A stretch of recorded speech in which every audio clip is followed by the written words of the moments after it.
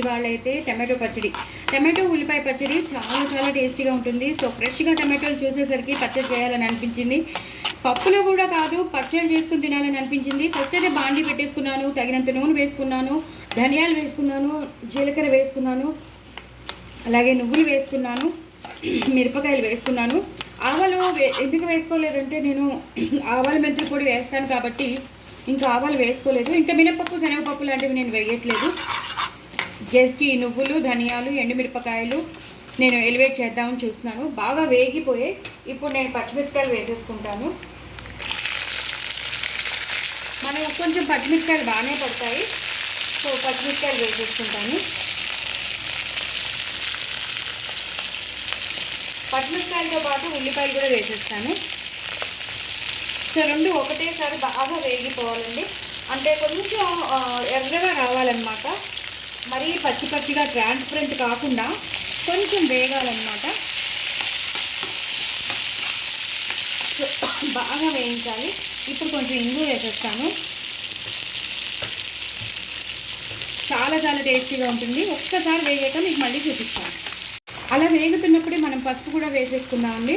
వేసేసి కాసేపు అలా వదిలేయాలి. నేను చెప్పాను కదా కొంచెం ఎర్రగా అవ్వాలి, అంటే బాగా వేగిపోవాలి. ఉల్లిపాయలు అనేవి మార్చుకోకండి, బట్ ఎర్రగా వేగాలి, బాగా ఫ్రై అవ్వాలన్నమాట.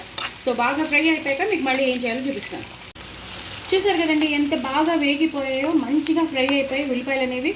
ఎంత ఉల్లిపాయలు బాగా ఫ్రై అయితే చట్నీలో అంత మంచి ఫ్లేవర్ వస్తుందన్నమాట, అందుకు వేయించమన్నాను. సో ఇప్పుడు ఆవాలు మెంతుల పొడి వేసేస్తాను. సో ఇందాక నేను ఆవాలు అందుకే వేయలేదు, మెంతులు కూడా అందుకే వేయలేదు. నా దగ్గర ఉన్న ఆవాలు మెంతుల పొడి ఉంది కాబట్టి నేను ఒక 2 స్పూన్స్ వేసేసాను. వేసేసి ఇలాగా కలిపేసుకోవాలి.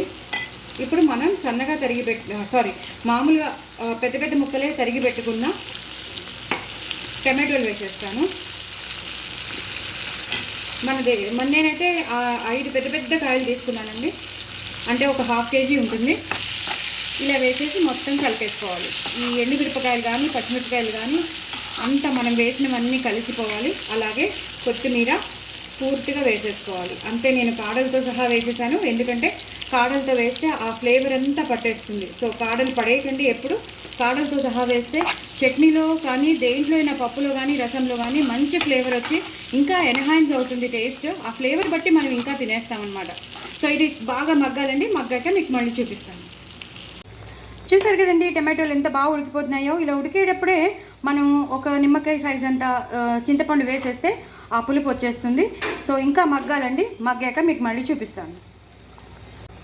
చూసారు కదండి బాగా మగ్గిపోయి ఇప్పుడు నేను వెల్లుల్లిపాయలు కూడా వేసేస్తాను. కొన్ని వెల్లుల్లిపాయలు ఇప్పుడు వేస్తాను, అలాగే మిక్సీ చేసేటప్పుడు కూడా వేస్తాను.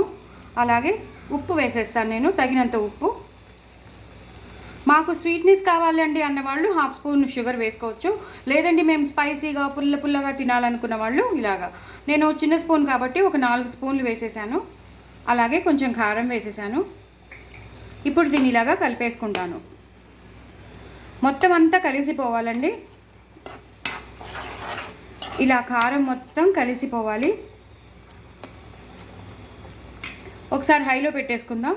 మొత్తం అంతా ఇంక అన్నీ వేసేసామండి. ఇప్పుడు దీన్ని చల్లారాక మనం గ్రైండ్ చేసుకోవడమే, అది కూడా కచ్చాబిచ్చాగా గ్రైండ్ చేసుకోవాలి.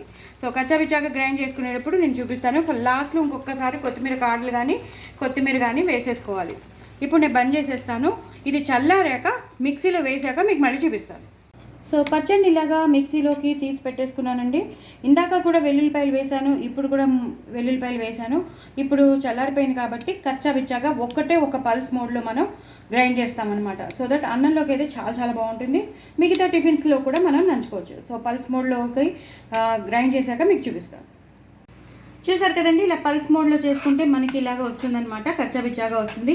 అప్పుడు అన్నంలో కలుపుకుంటే చూసారు కదా వెల్లుల్లిపాయలు అన్నీ బాగా మస్తు వేసాను కాబట్టి సూపర్ ఉంటుంది. లాస్ట్లో మాత్రం ఇలా సన్నగా తరిగిన ఉల్లిపాయలు వేసేసేయండి. సో ముద్దకి మనకి ఉల్లిపాయలు వస్తూ ఉంటే ఆ ఫ్లేవర్ అంతా పట్టేస్తుంది, ఉల్లిపాయ ఫ్లేవర్ అంతా పట్టేస్తుంది.